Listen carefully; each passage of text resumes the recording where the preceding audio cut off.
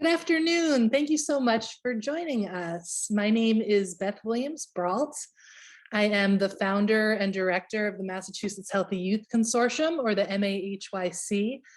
The consortium is comprised of educators, community members, and advocates from over 175 Massachusetts districts, schools, and organizations, all committed to improving comprehensive sex education, or CSE, for K through 12 students throughout the Commonwealth.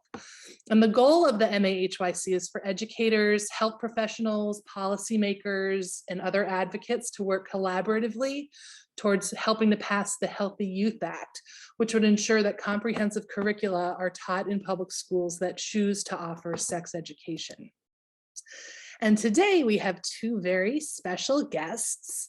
We have Maria Taher from Sahiyo, who is the co-founder and the United States Executive Director.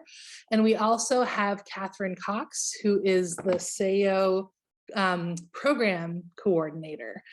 And these two lovely people are going to be discussing female genital mutilation and cutting in the classroom and the importance of education as a tool for prevention. So Maria, it's yours. Thank you so much. I'm actually going to turn it over to Kate to start us off. Okay, sounds great. Yeah, absolutely. So thank you all so much for joining us today for our training. As Beth was saying, I'm Catherine Cox, and I'm the U.S. Programs Coordinator of Sahiyo United Against Female Genital Cutting. So Sahiyo began in 2015 as a conversation between 5 women who felt strongly about ending the practice of female genital cutting, or FGC, in the Bohra community, a South Asian Shia Islamic sect that they all had connections to.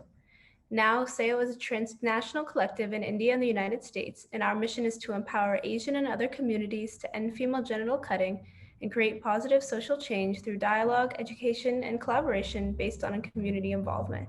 And we do this through a variety of community-based ways, including research, public awareness campaigns, our website storytelling platform, and other advocacy initiatives. Across the world, female genital cutting impacts over 200 million girls and women, with many more at risk of undergoing this harmful practice every year. A CDC study in 2012 found that 500,000 women and girls have undergone or were at risk of FGC in the United States alone. Massachusetts ranks 12th in the nation for at-risk populations, with nearly 1,500 girls at risk, with the largest at-risk areas being Boston, Newton, and Cambridge. And so during this event, we hope to provide you all with more information on FGC and to uplift the need for information about FGC to be included in school curriculum across the US. If we could go to the next slide. So before we dive into our agenda today, I'd just like to introduce my amazing boss and founder of Sahiyo, Maria Taher. And Maria, I don't know if you'd like to give a sentence or two about yourself. Sure. Hi, everybody. My name is Maria again, and looking forward to speaking with you all. I've been working in the gender-based violence field for over a decade, and within the last 5 years, really focusing on female genital mutilation / cutting. So happy to be able to talk more about this issue today. Yeah, thank you so much, Maria. And if we could go to the next slide. So we just wanted to quickly review our agenda today, and we'll start by providing an overview of FGC and sharing some videos from our digital storytelling project that we created in conjunction with an NGO called the Voices to End FGMC project. These videos will help us to better understand the complicated emotions and experiences that survivors of FGC go through. And then we'll give you some more context about FGC in the US and specifically in Massachusetts, as well as how you all as educators can support prevention efforts in your classrooms. Finally, we also wanted to share some tools and resources that are available to you and that we hope will be useful for you in your schools as you think through how to create safe spaces for girls at risk and for those who have undergone FGC. And now I think I'll hand it over to Maria to help lead us through the FGC 101 portion of the training. Great. Thank you so much, Kate. If we can go to the next slide.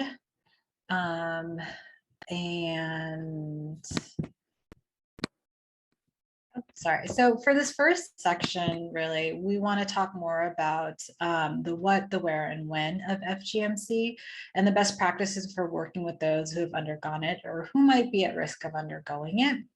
And then if we can just kind of skip over 2 slides. Great. So to ensure that we're all on the same page, I'm just going to share the World Health Organization's definition of female genital cutting or mutilation. You'll hear Kate and me often refer to it as FGC or FGM/C. It all refers to the same thing, so just wanted to mention that. But FGC comprises all procedures that involve partial or total removal of the external female genitalia or other injury to the female genital organs for non-medical reasons. It is recognized internationally as a human rights violation, torture, and an extreme form of violence against women and girls, and it is usually performed between birth and puberty. So throughout this presentation, again, we'll be referring to it as female genital cutting or FGMC. It's important just to recognize that there are different terms for this, including local colloquial terms from communities that practice it, like Katna, Bondo, Sunna, and others. But again, they're all referring to the same thing. And one thing to note is, particularly if you're speaking or trying to engage with those who might come from practicing communities, is that it can be helpful to refer to the practice in the same way they're referring to it as. So for instance, if you hear somebody speaking and using the term FGM, mirroring that language and saying FGM is helpful. If you hear them saying Katna, you can call it Katna. And this is really because some terms are viewed as being more aggressive than others and might immediately shut down conversations around it. And by matching their terminology, it can help assure you are meeting the person where they're at in terms of their comfort level about how to discuss and approach this topic too. Can we go to the next slide? So the WHO outlines FGC in 4 major categories. And in general, these categories range from least severe, which is type 1, to most severe, which is type 3, with type 4 being this other category. So because FGC is not a standard medical practice, these are, again, just broad categories. Type 1 is the least physically severe. So this can involve removal of part of the clitoral hood with or without removal of part or all of the clitoris. Type 2 is partial or total removal of the clitoris and the labia minora with or without excision of the labia majora.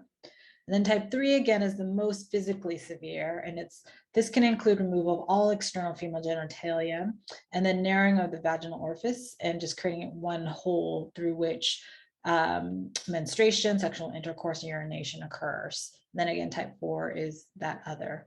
So again, it's not one standard practice. It does range in terms of physical severity. So that's just important to note.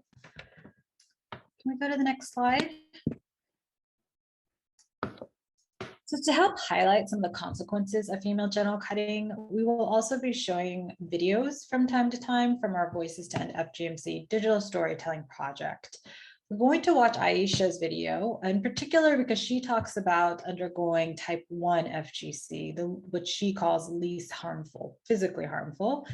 And we want to show these videos because they are created by those impacted by FGC. And it's a way to help provide more context around this issue. So with that in mind, if we can start the video, that would be great.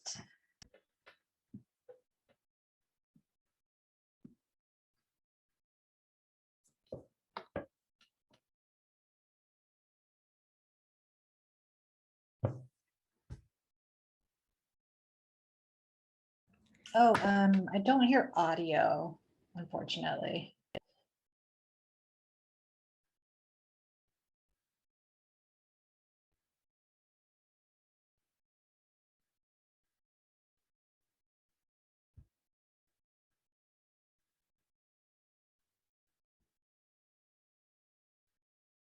Sorry about that. Let me just try it one more time. Sure.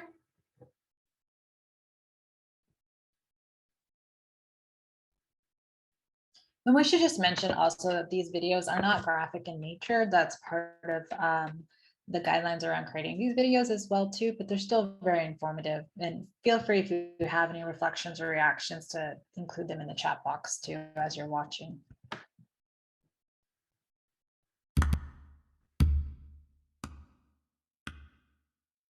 When I was 5, my grandma took me to see a lady. They pulled a curtain close, made me lay down, and then cut me. My dad didn't want it done to me, so my grandma did it when he was out of town. He was mad later, and my two younger sisters have not been cut. For years, I made fun of girls who hadn't had it done. We thought we were better than they were. Our whole family moved to the States, and when I was about 12 to 13 years, I overheard my mom and my auntie arguing.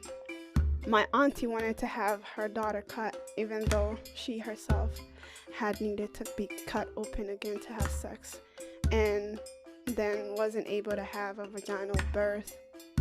I heard my mom tell my auntie, "You don't need to do it. Look at my two daughters, they're fine." I had to confront my mom. Why was she sticking up for my cousin when she hadn't for me? She told me she had felt bad about letting my grandma and my great-grandma take me that day. She said yes, I allowed it, but I made sure it was the sunnah, the least harmful kind.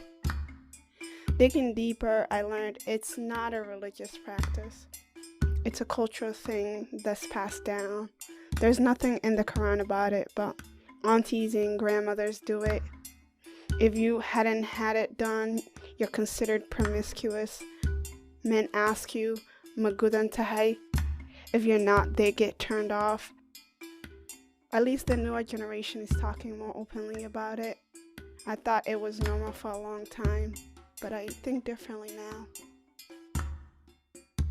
I hope my story will end the woeful ignorance on the issue of FGC.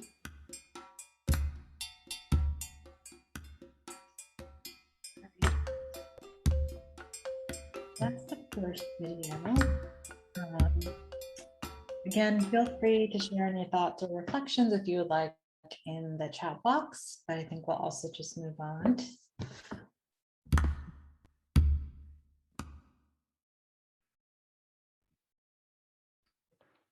So overall, female genital cutting does not have any health benefits for girls and women. And a very important thing to recognize is that FGC can impact a girl throughout her lifetime, not just the moment of the actual cut, but lifelong at all stages of a girl. So this, and some of the physical impacts, which we've listed here, can include chronic infection, hemorrhage, severe pain during urination, menstruation, sexual intercourse, complications during childbirth, and again, in some cases, even death. This is by no means an exhaustive list of the physical impacts, but this is just some of the impacts again. It's also important to really recognize that those who undergo it can be impacted in a variety of ways and have different experiences, not only because of the type of cut that has occurred to them, but how they experience mental, physical, or sexual consequences as a result of undergoing FGC. So I think we'll go to the next slide.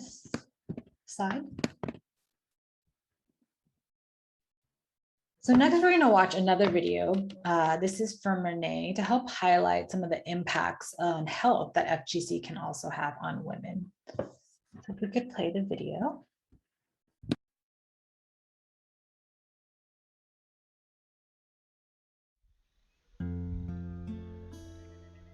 I was born in 1944 to a loving Midwestern American farm family. We were close to the earth and our animals. When I was 3, my mother became concerned that my face turned red when I touched my clitoris. She brought me to a doctor, and the doctor cut me.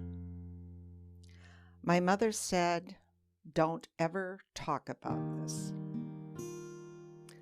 I was alone with my questions as a child, teenager, and young adult.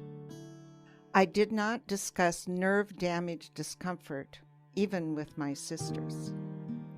When I gave birth to my first child, I did not talk about the complications I faced. I wanted a natural labor, but the doctor didn't know what to do. He put me under to perform an extensive episiotomy. I awoke 4 hours after my daughter was born, and it took my body months to heal. I told a couple from my church about what had happened to me as a child. They said, "Don't ever tell that story again." Later, I shared with women at work who said, Don't repeat that or you'll ruin your career. But is this really my shame? What about other women having their babies with doctors who don't know what to do? I could not stay silent, and I started reaching out to new people. My Somali friend Filsan Ali and I produced a bilingual brochure for infibulated Somali women to give to their doctors to make safe labor and delivery plans. I went public internationally, and my close friends and family supported me. Creating art and connecting with nature has helped me heal. I've learned to spin wool and weave on a loom. I have found peace in flower gardens, weeding, deadheading, and making bouquets. Today I live where eagles soar and deer feed by a river.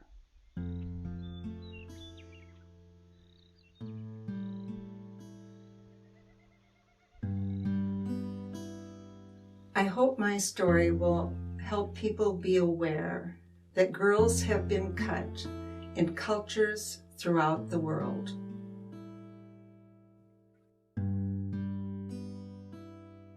All right. So we've watched Renee's story, and I wanted just to share a few reasons why we show her story. And I do realize that there's a question in the chat box too, so I'll get to that in a second. But Renee's story is usually always a shocker because of misconceptions around who FGC occurs to. Renee's story really highlights how up until the 1950s, there was a form of FGC, clitoridectomy, that was performed to treat women for what was considered hysteria, to stop them from masturbating, to stop lesbianism as well. In Renee's case, as her video demonstrated, it was to stop her from masturbating. This was actually also a practice that was covered, I believe, up until the 1960s by healthcare and health insurances as well too. And since Renee has come out with her story, we have heard stories from women of similar backgrounds who are much younger, from white Christian communities as well within the US where this is happening. So unfortunately, this is much more globally prevalent than we realized too. And part of the reason for the continuation of FGC is that there is a silence, not just within communities, but at a broader global level around recognizing how prevalent FGC is. Also, Renee's story really does help highlight some of the physical consequences that occur and have occurred for her during childbirth, and a lack of education from her healthcare practitioners. One other note about FGC that is important is that in countries such as the United States, there is growing concern that FGC is becoming medicalized and performed by healthcare providers, almost as a way to justify it and make it appear safer. In fact, there was a doctor charged in 2017 for performing FGC in the US, and I'm going to talk a little bit more about what's been happening legally around the US in that case a little bit later on too. And just to address the question around in the chat box, I am going to talk a little bit more about reasons for why this is continued, and ironically, it's not only connected to the ideas of controlling female sexuality to curb it, but also to increase it in some cases too. Not that it actually does that, but those reasons are given. All right, can we go to the next slide?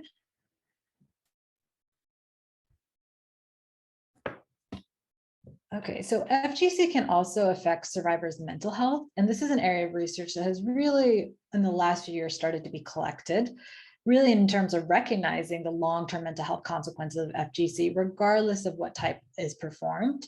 And some of the consequences include poor sleep, fatigue, depression, poor self-perceived well-being, and others as well.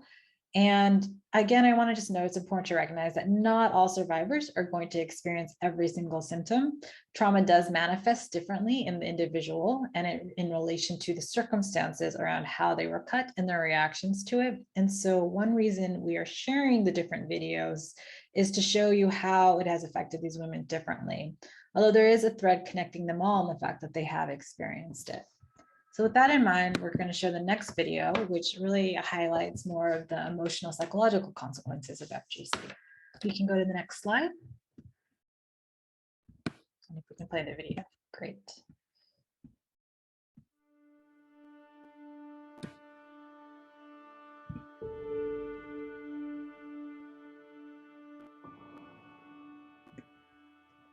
When I turned 40, I felt brave enough to seek counseling. It took me a long time to be ready to deal with the grief and trauma of FGM and the guilt I experienced after speaking up about it and exposing my family and culture's dirty secret. Once I began counseling, I wanted to know firsthand what was done to me and if it would explain why I was childless. Up to that point, all the medical professionals I had seen for various reasons over the years had completely ignored my FGM during examinations. This time, I got an appointment with a female FGM specialist. I told her my FGM was done in a medical setting when I was 7 years old. After examining me, the doctor said that what happened to me had nothing to do with whether or not I could get pregnant.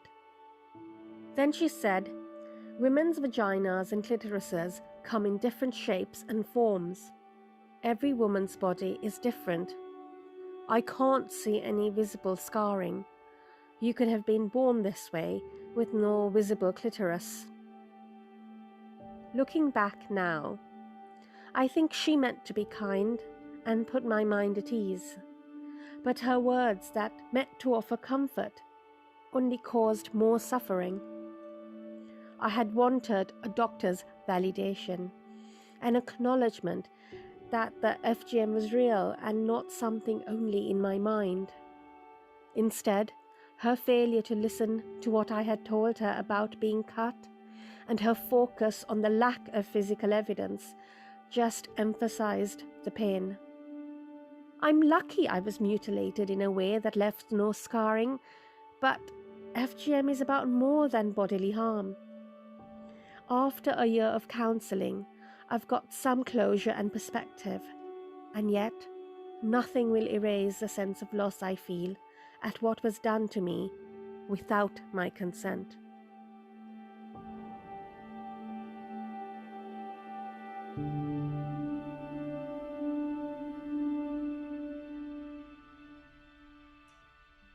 Right. So again, if anyone has any thoughts or comments that they would like to share, always feel free to write it in the chat box, but I think we're going to move on.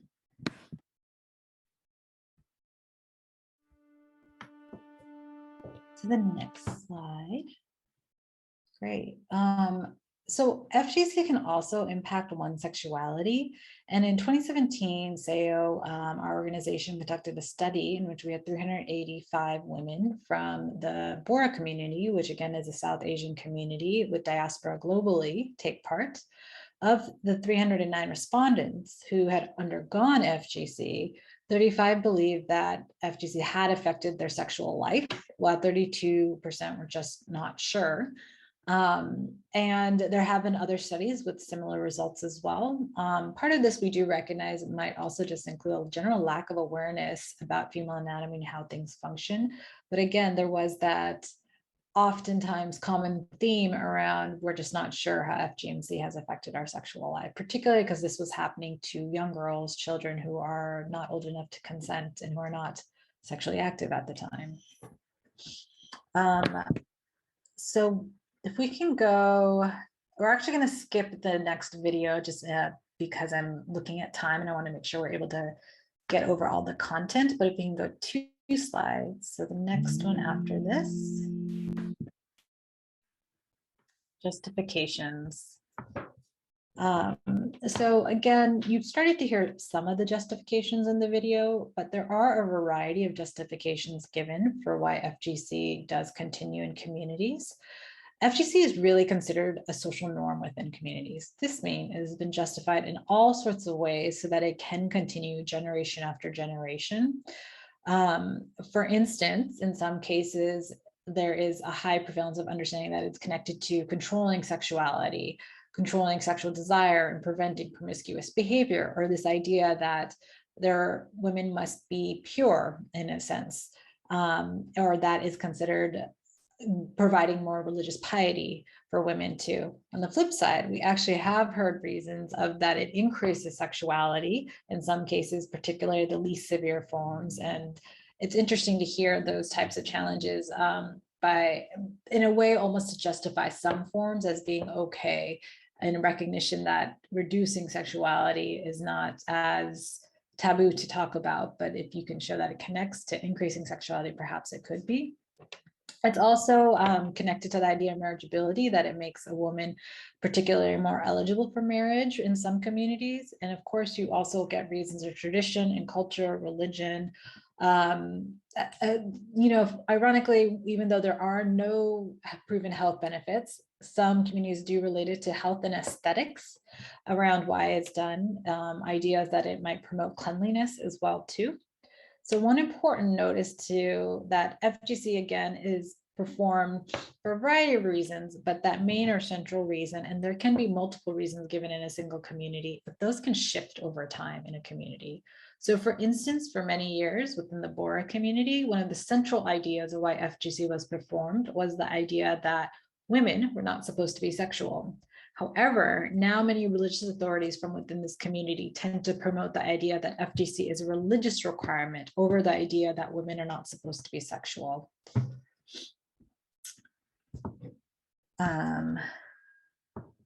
So again, regardless of the reason, again, the important point is just that it is a social norm that has been justified in a variety of different ways.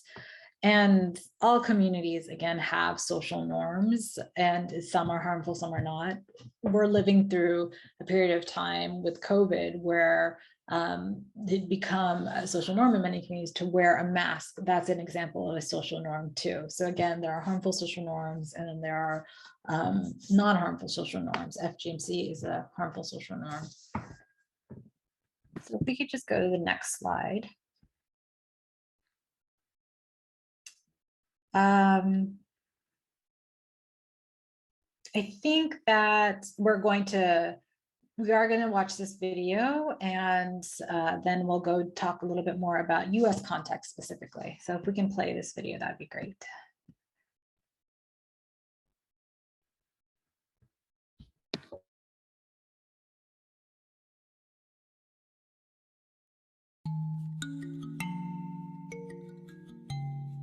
When I was in 6th grade, a group of popular girls at my school were saying they wanted to be friends only with those who are pure and clean, meaning only those girls who had been cut. That was the very first time I had my peers discussing the topic. I wasn't sure whether or not I had been through the procedure. So I went home that day and I asked my mom, "Funtata nya katole?" I was so excited when my mom answered yes. At school the next day, I joined the popular group in shaming the girls who hadn't been cut. Solima, we called them. Then in middle school, I joined a club that taught us how harmful FGM is to the girls who were cut and to society. I felt ashamed and guilty for all the girls I had shamed for not being cut. I wondered how many of them had gone home and asked their families to subject them to FGM. I was also angry at my community for continuing to subject girls and women to something so unnecessary and painful. So I started having conversations with my family about the harmful effects of the practice. And when I didn't succeed at home, I talked about it on the radio and made them listen. Over the years, I have engaged in education and advocacy work, traveling across communities in the Gambia, hosting radio talk shows, presenting in various classrooms in the US, and even testifying before a Vermont Senate committee on a bill criminalizing FGM. And yet, as my activism grows, one thing continues to trouble me. How do I convince the world to end such a horrible practice? when I still cannot convince some of my own family members.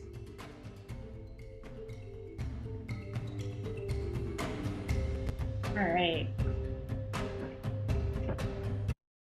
So you can see from this video that Absa discusses how FGC in her community was upheld through social norms.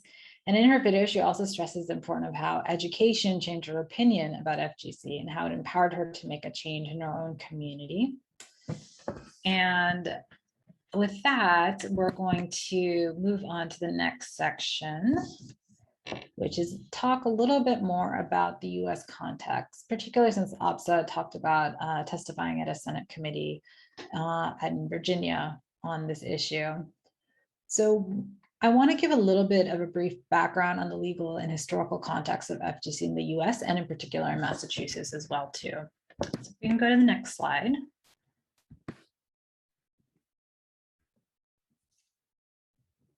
So some context about how many girls are impacted or at risk. The CDC, or Center for Disease and Control, has estimated that in 2012, over 500,000 women and girls had undergone FGC or were at risk of it. And this is actually really important because it was a threefold increase from 1997 estimates.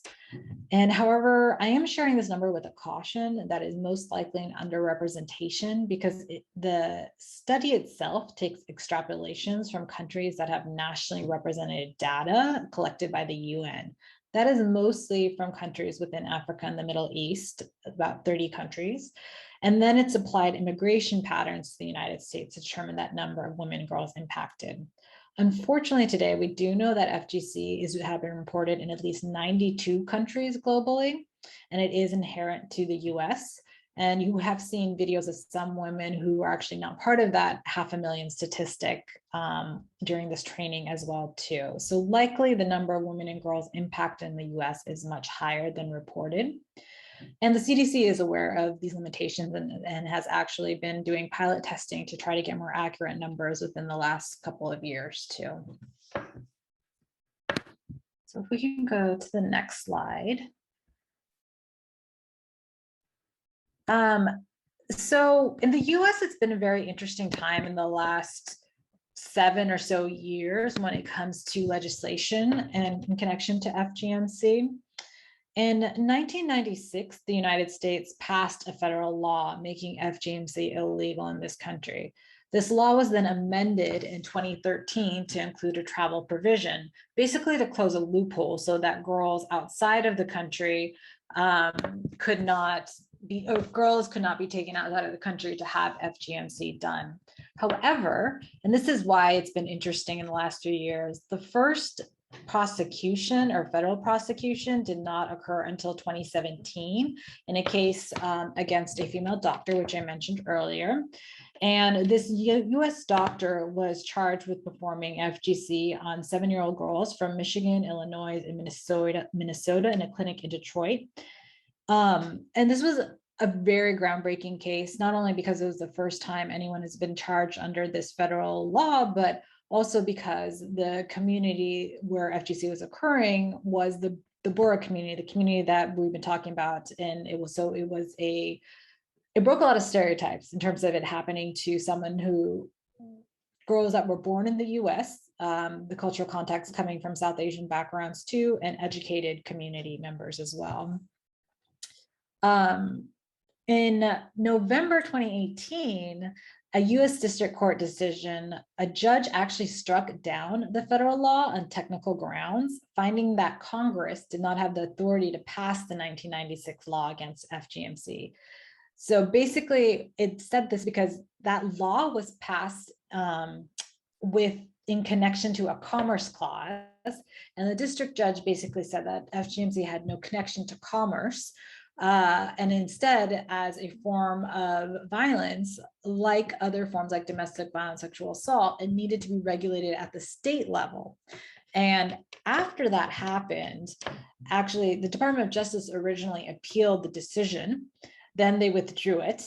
And then as a result of that, members of Congress wanted to intervene to try to save that law.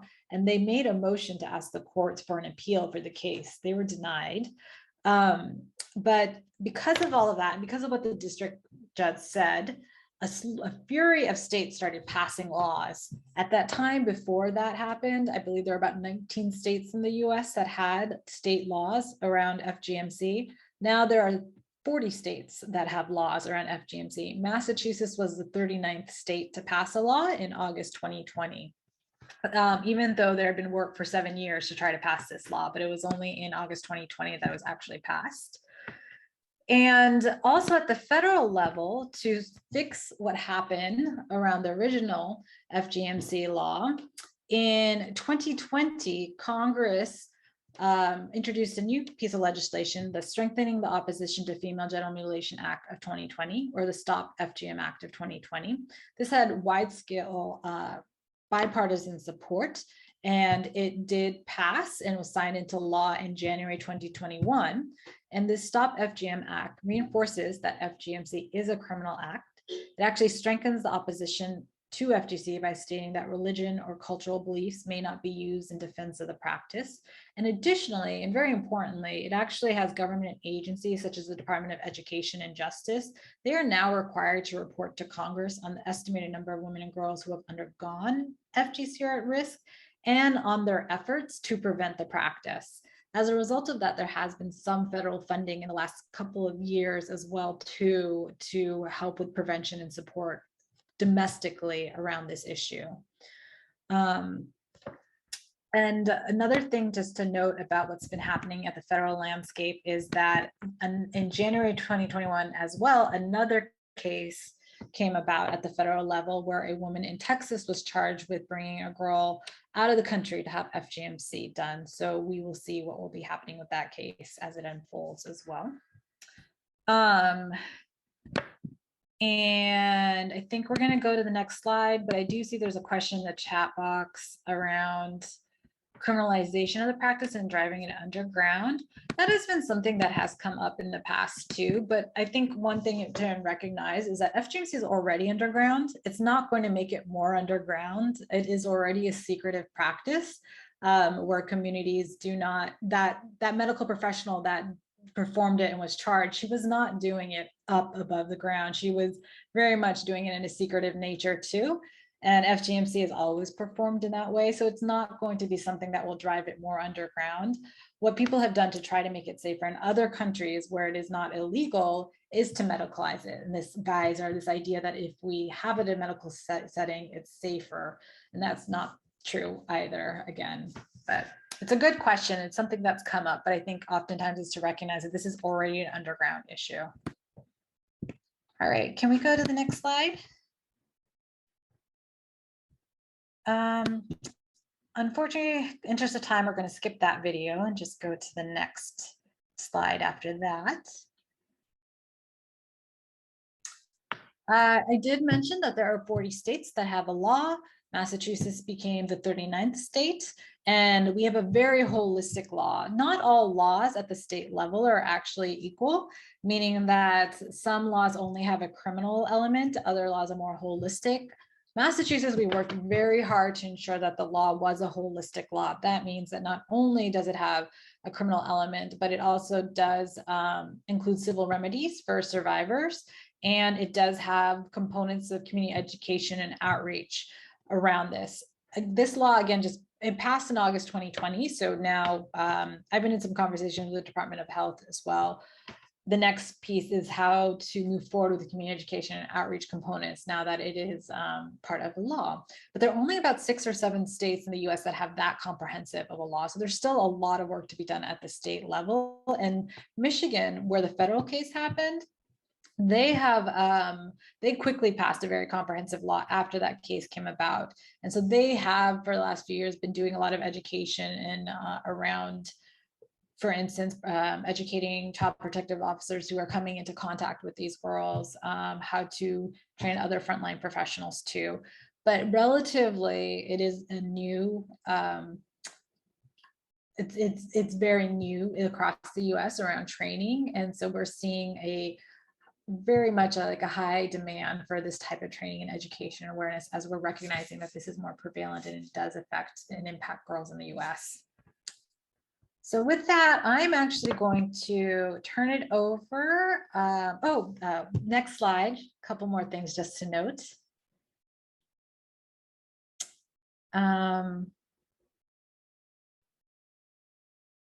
I did mention the components, and actually I've already talked about this. So you know what? We can go on to the next slide then.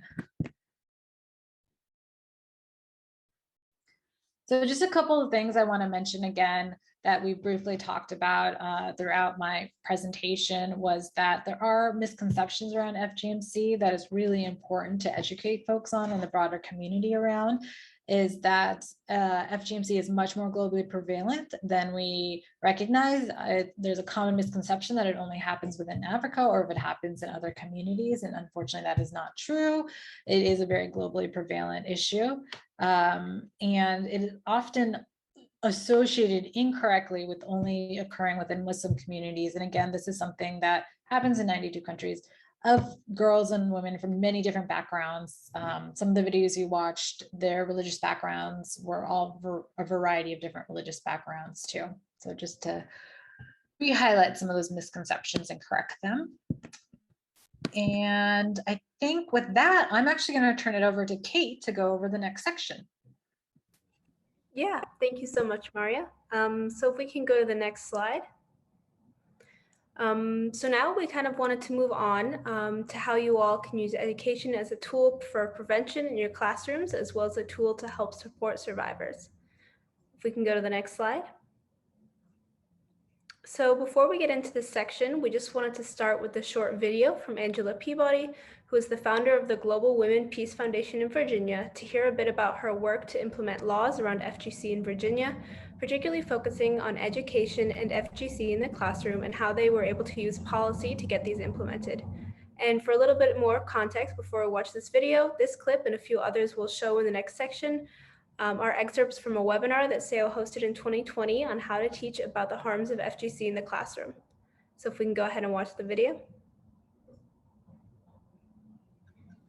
In late 2016, we were approached by the Virginia State Senator, Richard Black, to get our support of a bill he was about to put forth in the Virginia Senate to have FGMC criminalized in the Commonwealth of Virginia. 3 years later, Senator Black was not quite done with FGMC. He called us again in January of 2019 to testify for an education bill to include FGMC in the family life education school curriculum in the Commonwealth of Virginia. We were successful and the bill passed through both the House and the Senate. Once the bill was signed into law in 2019, we were approached by the school administrators to revisit the possibility of teachers training and a school curriculum. We were working on that possible curriculum and training program when suddenly everything was shut down due to COVID-19. We are still working on a special curriculum, but with social distancing in consideration.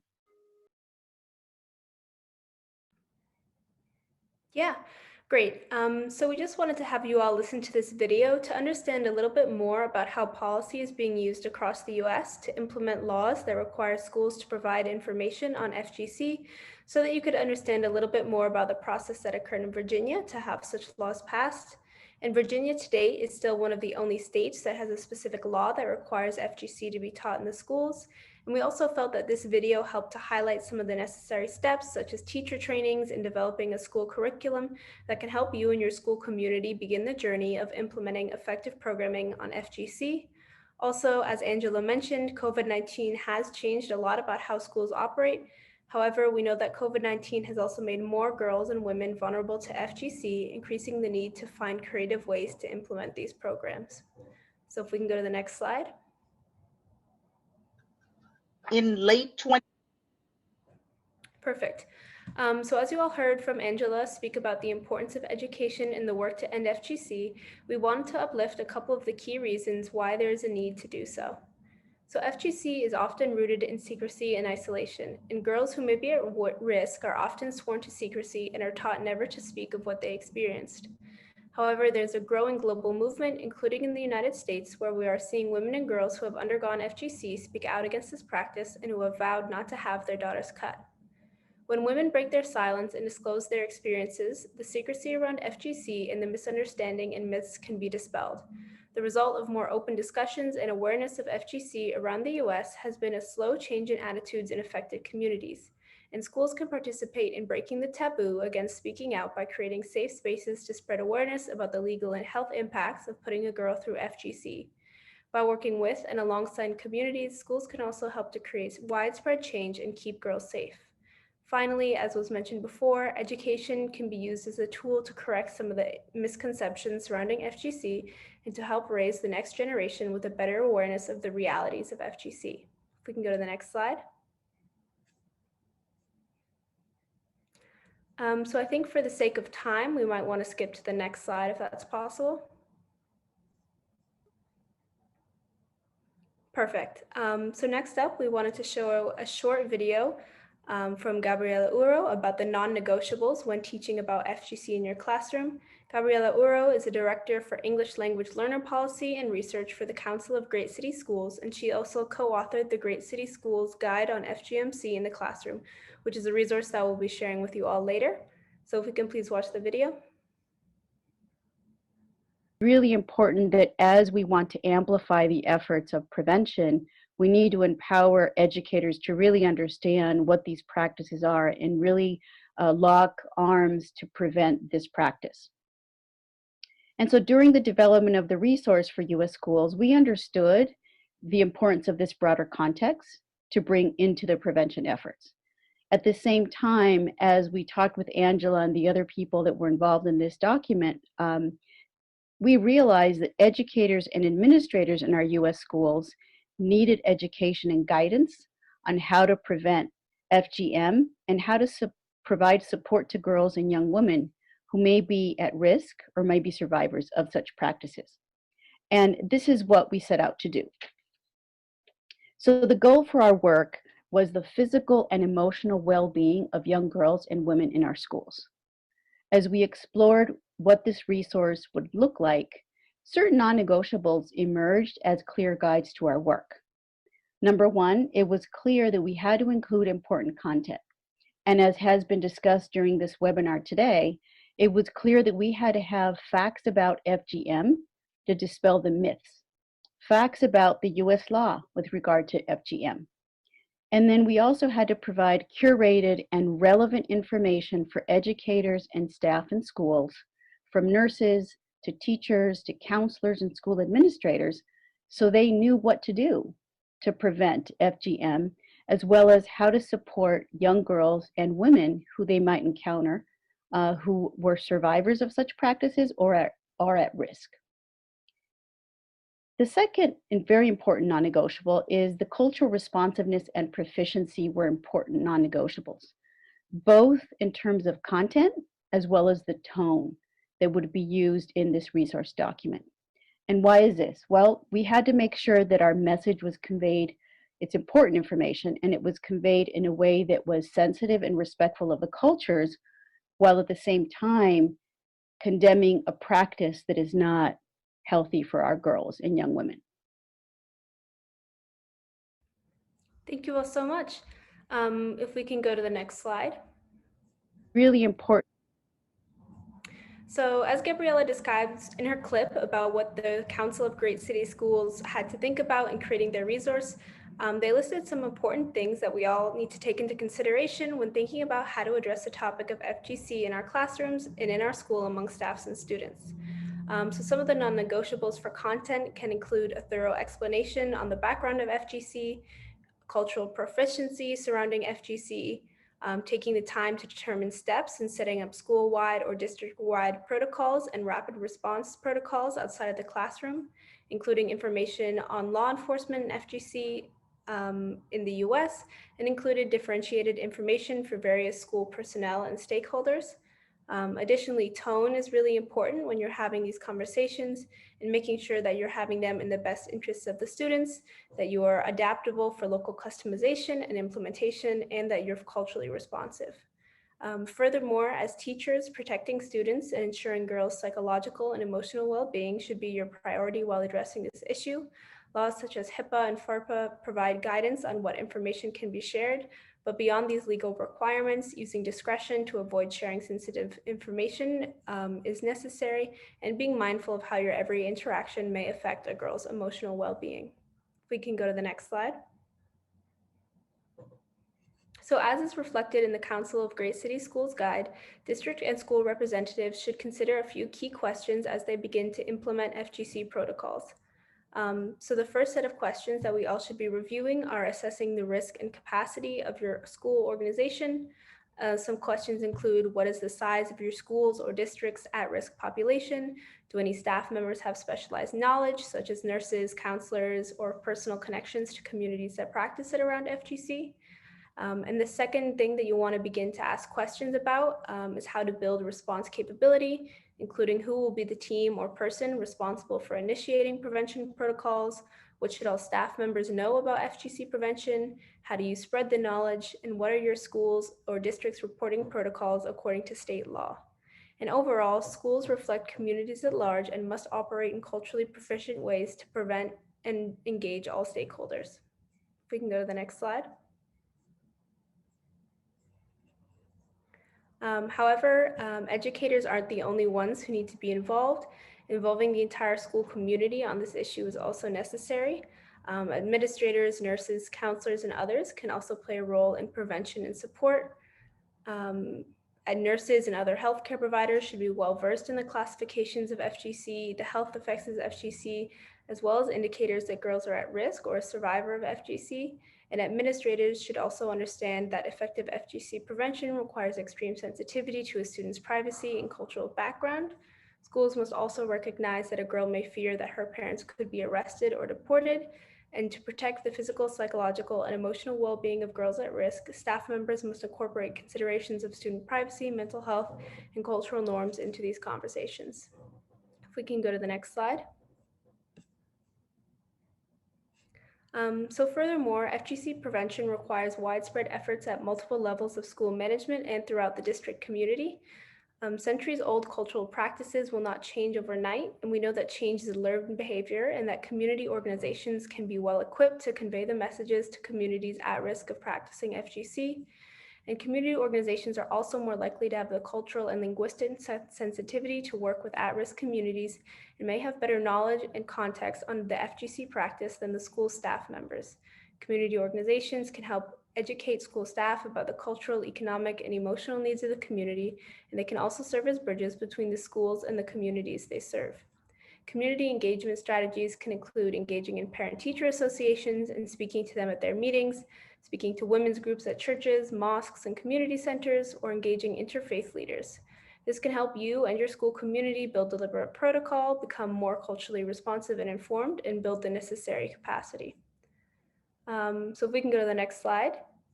And I think, again, for time, we'll probably skip over this video. But again, we'll share the link to this webinar in the resources section, so you all can go back and watch that as well. And as I was saying, as we come to a close, we just wanted to take the time to share with you some resources that you can use to help prepare yourself in your classroom to have effective conversations around FGC. So if we can go to the next slide. So much of the information and the graphs from the past section have been taken from the Council of Great City Schools, FGMC Prevention Resource for Schools. The Council of Great City Schools partnered with the Global Women Peace Foundation to create this resource guide for U.S. school staff to support the prevention of FGC. And this document is the result of the hard work of Angela Peabody and others such as Gabriela Uro, who you heard from today, who worked in collaboration with other important stakeholders such as the Ethiopian Community Development Council to compile this much needed resource for schools. A number of other important resources developed across the globe were also consulted to guide school stakeholders on how to prevent FGMC and support victims. And we encourage you all to read through this resource, and we have a link to the resource at the bottom of the slide as well. If we can go to the next slide. Another resource we wanted to share, and I did mention it earlier, is the link to the full webinar that Sahiyo hosted on 2020 about female genital mutilation / cutting in the classroom, which you heard some short clips from today. So again, you can watch that on YouTube, and we have the link on the slide as well.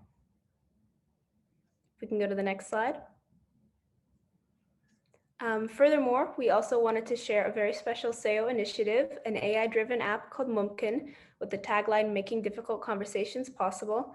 And Mumkin means possible in Urdu and Hindi and aims to make difficult conversations on FGC within families and communities possible. So this tool will help to simulate mock conversations around FGC and practice having those conversations. You can download it from the app section, and you can also use it on your computer as well. And finally, if we go to the last slide. These are just a bunch of other resources that we have if you all are interested, and I think we really do encourage continued education on this topic as well. Yeah, and if we can go to the last slide.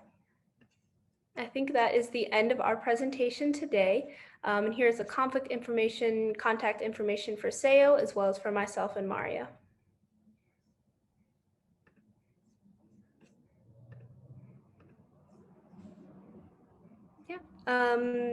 And I know we have about 5 more minutes. I don't know if anyone has any questions that we can help answer while we're here. And I can also go ahead and send some of those links in the chat.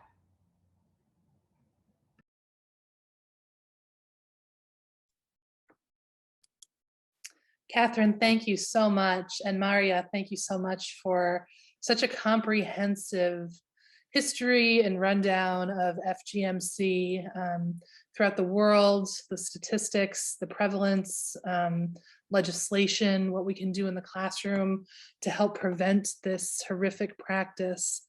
Thank you so much for your time.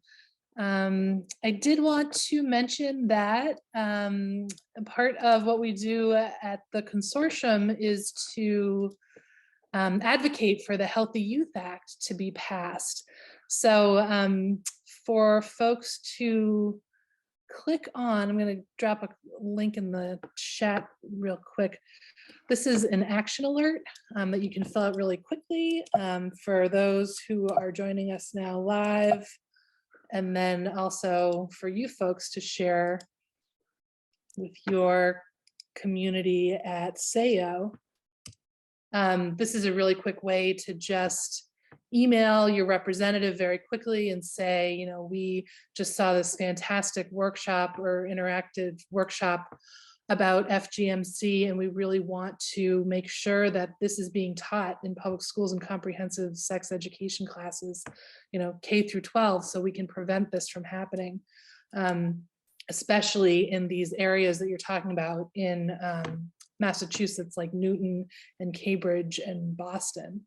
So again, thank you so much. Is there anything else? Any other comments or questions?